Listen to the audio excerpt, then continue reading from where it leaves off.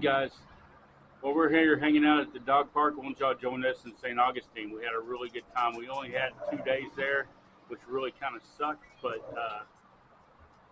yeah, we wish we could have spent way longer there. So I'm telling you, a week or 2 weeks would definitely do this town justice, but we just didn't have that kind of time. So anyways, here we go. Let's take y'all to St. Whetstone Chocolate Tasting Tour. Today we are going to be trying some delicious chocolate as well as seeing the factory here at Whetstone. But first, I know there's some little kids in the audience, right? Where are they? Hi! Alright, I'm going to need you guys to be my helpers today. No? Okay, so you guys know what that is right there? It's almost time for it. That's the spooky bunny, and that's where I start the tour. We are going to talk about Henry and Esther Whetstone. They started this tour, or this company, back in 1967. Henry left the Air Force. He retired from being an engineer. Esther was a school teacher. They moved to St. Augustine. Henry and Esther decided to look around, see what St. Augustine was missing, and they discovered an ice cream shop. They didn't really have any good ice cream, so they opened one. Yeah. And while they were working in their ice cream shop, Esther was making fudge and candy, just kind of a hobby baker, and selling it at the ice cream shop. It was such a hit, they decided to focus more on that. Opened a chocolate factory. All right, guys, on this chocolate factory tour that we took, you could not take cameras inside the factory itself, but we managed to get a few pictures. So here you go.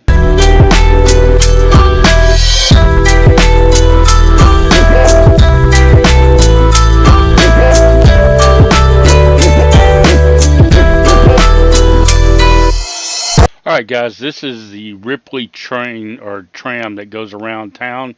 There's 2 trams that I know of. There might be more, but I've only seen 2 when I was there.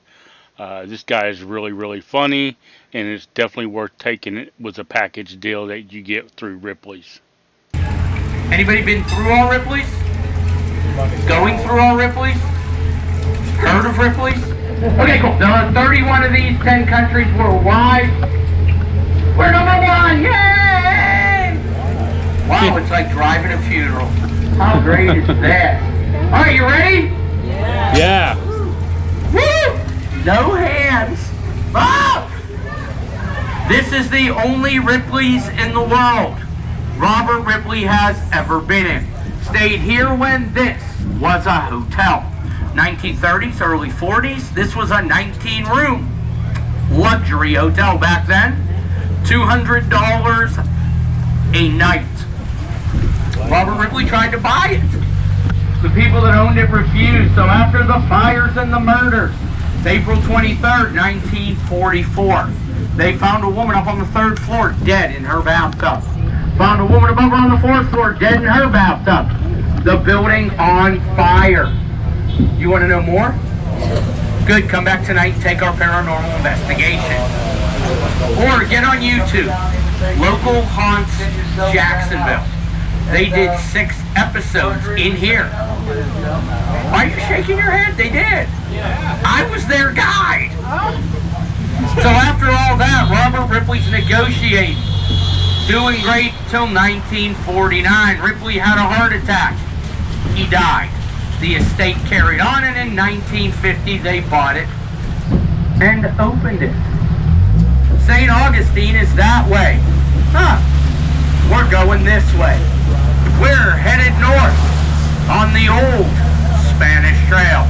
The old Spanish Trail went from here north to Jacksonville. That's about 30 miles.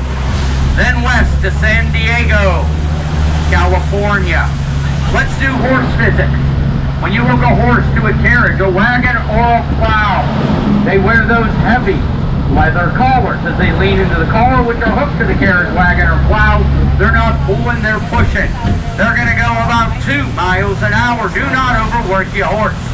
If you go 10 miles a day, especially in weather like this, it's going to take you 8 or more hours. So you're going to reach Jacksonville 3 days at best. Then you head out to San Diego. Now, if everything's perfect, you're going to reach San Diego in 10 months' time. Look at you now, the lady in the back, you've got your child with you. And your child is a blessing. She won't be after 10 months of, are we there yet? Raise your hand, be proud. Is anybody Catholic? Anybody a recovering Catholic? Look that way, that giant cross on September 8th, 1565, Don Pedro Menendez. Avali, Spain, 800 soldiers. Handful of Jesuit missionaries, Father Francisco Lopez, came ashore right there. September 8th, dead middle of hurricane season. So they were so happy to be here, they dropped to their knees, kissed the ground, praised God, and held the first Catholic Mass in our country right out there. My lady friend cringed when I said hurricane season. The last hurricane to hit St. Augustine, 1964. But we haven't had a direct hit since. Now we flood, but we haven't had a hurricane since. All right, let's visit one of the oldest living residents in our city. Not a man or a woman. It is that live oak tree dead ahead of us. Now, in my words, live oaks are generational. If that tree stays healthy, it'll live 250 to 300 years. We thought that tree was older. People said, nah. We said, yeah. So the University of Florida came here with botanists. They examined the bark, leaves, and dirt of that tree. And guess what they found? Bark, leaves, and dirt. But they weren't convinced. They got a big drill. The drill bit's about that big around. It's about 15, 20 feet long. It's hollow. And they drilled down through the center of the tree. Took a core sample out, went back to Gainesville, carbon dated it, examined it. They figured out this tree way over 600 years old. Now you can see by the sign right here, we call the tree the old senator. You know why, right? No, I don't even know where this is at. It's old. It's shady. It's crooked. It doesn't leave. It never does anything. See, that's how you tell a political joke. Nobody got offended. Have you ever heard of National Geographic? They have voted St. Augustine #1 in the world for beaches, fireworks, Christmas lights. For all my friends here who have children, you need to move here. You know why? Lady in the back's looking at her like, why? Because we're the #1 school district in Florida. You beat us every year. 11 years in a row and counting. And this year, just to make you feel better, we broke the top 10 in the nation. And before any of you were born, I want to take you back to the year. Spanish, meaning killing, massacre, or slaughter. The French settled a colony north of here. It's in Jacksonville. Today is Fort Caroline. That's in Spanish territory. Spanish got mad, went to war, captured 200 French soldiers, stuck them right here on their knees on the oyster bed. Told them you need to become a Spanish Catholic or die. You know what the problem with that is? French soldiers do not speak Spanish. They didn't answer Spanish found a route. They gutted them. Left them right out here in the bay to die. Hey, there's the south end of town. That's the original wall. And I got some on top of this wall, the Spanish put oyster shells. Broken glass or pottery if they had it. Metal that would end up rusting. Then they smeared it with manure. If you cut yourself going over, gangrene. Oh no, we don't have penicillin. So they would take you to the military hospital. Not only were they amputated, but then they cauterize it. If you don't know what cauterizing is, they take hot metal and weld it shut. So if you don't die from shock or blood loss, good for you. This is the oldest house, the Gonzalez Alvarez house, named for the first and last family that owned it. The property itself dates back to 1650. Tovar House, built in 1763 by Jose Tovar. He was an infantryman at the fort. Look at the doors and the windows. They are low and close to the ground. Because your average European back then about 4'7". And they lived to the age where all but 3 of you are at right now. In and around 25. So when you come ashore, Timucuan Indians are nice but terrifying women. Average 6 foot tall and bigger. Guys were 6'6" and bigger on average. And they were living to 70 plus years old. Hence why when we talk of a fountain of youth. That house across the street is beautiful, isn't it? The Chechi house. Anybody know where that came from? It's a craftsman house. Sears catalog. That's a kit. Came with hammers, nails, paints, brushes, doors, windows.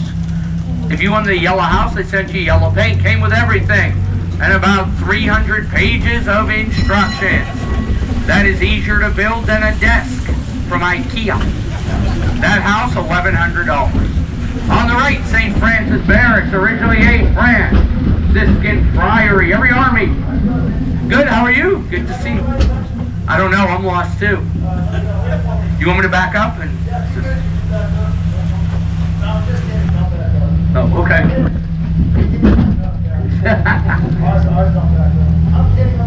Have a good one, you.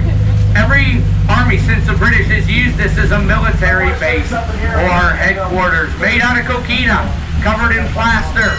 Still, active duty military. To this day, this is the headquarters for the Florida National Guard. Who's feeling adventurous? Go climb the lighthouse right over there. It's super easy. 219 steps to the top. Yeah, no. Then if you're me, your left knee swelled up to the size of a cantaloupe. And you got to go 219 back down. It is black and white. Counterclockwise stripes with a red top. The one that resembles that the most, Cape Hatteras, North Carolina. Black and white counterclockwise stripes with a black top. Do that on purpose. All your lighthouses around the world, shaped and painted differently. If you get lost at sea, look at your lighthouse. Then on your nautical map, you'll see pictures. Compare them, and you can figure it out. Now, my lady friend was pointing at these houses. A lot of these houses were sea captains' houses. The inlet used to be on the other side of the lighthouse, so they would moor up out here. They would row into the sea wall. And that's where the pineapples you see all over the place come into play. Pineapple, international sign of welcome.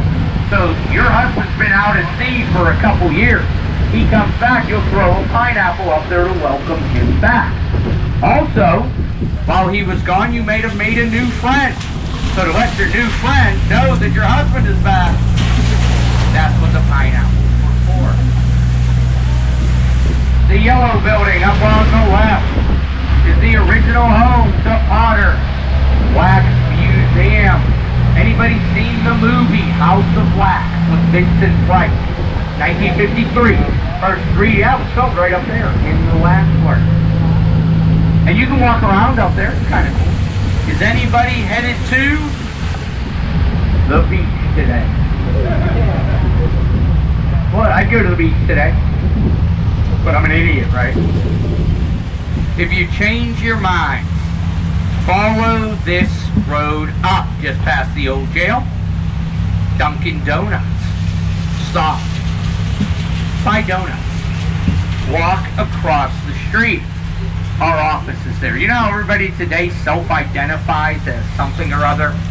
Yeah, I self-identify as a fat kid that likes jelly donuts. Bring me the donuts! Then you go out to Volano Beach. If you go digging around in the shells and sand on Volano Beach, you know what you might find? Shark's teeth. Right off our coast. Largest natural breeding ground in the world. Mako, blacktip, and hammerhead sharks. Now, don't worry about them. They're not aggressive. We have a 10-foot tiger shark living out there. We have Catherine the Great. She is tagged with a transponder. She's our 15-foot great white shark. Goes right off our beach. If you're worried about shark attacks, the three most dangerous beaches in the world for shark attacks are New Smyrna, about a couple, 3 hours from here. Cocoa Beach, 90 minutes from here. Ormond Beach, 45 minutes from here. Three most dangerous in the world for shark attacks. Yay us! As you guys are wandering and walking around town and doing some sightseeing, keep your eye on the water in the bay. You know what you might see? Dolphins. There are hundreds of them that live in our bay. They never have to leave because the intercoastal waterway starts and ends right over there where the ocean is. So the fish come in but our dolphins are back. And is anybody headed to the port today? Well, if you decide to go and you're walking around outside, be careful. The seawall, about a 30-degree slope. If you fall, no barricades, you're going in the water. Not horrible, except under the water, oyster beds, rocks, and coquina. You are going to tear yourself apart. And the only way to get back to the seawall, anywhere near the port, is swim through an 8-foot gap in the oyster bed to get to the stairs. If you miss the gap, who's a strong swimmer? I would say, if you want to go, we'll jump in at the point.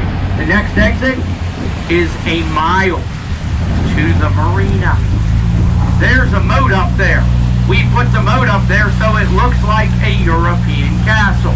People are going to lie to you, though. They're going to tell you things like, if you get water in there, oh my God, it's raining tonight, the Loch Ness Monster will poke her head out of there. Once again, Godzilla will destroy our city. Piranha, sharks with laser beams on their heads. It's all a lie. We've only put water in it once. The huge cracks in the wall is what happened. So what we use the moat for, two things. One, we farmed it year-round. This time of year, we're right at the end of cabbage going in potatoes. Then if somebody invaded the city, we put our livestock in the moat. We go in the fort. The livestock eats the potatoes, we eat the livestock. Northern wall, 2 miles south. Southern wall, 3 blocks that way. That's our entire... Hey guys, well, I hope you like that little part of St. Augustine. Now, this is the part that we really liked. This is where you got to do your own ghost investigation. We really liked it. It was kind of unique. We haven't ever done that before. We've been on ghost tours, but never ghost investigations on your own. So now this is pretty cool, and we'll show you the pics that we took, and you can see yourself if you see any ghosts or not. Let us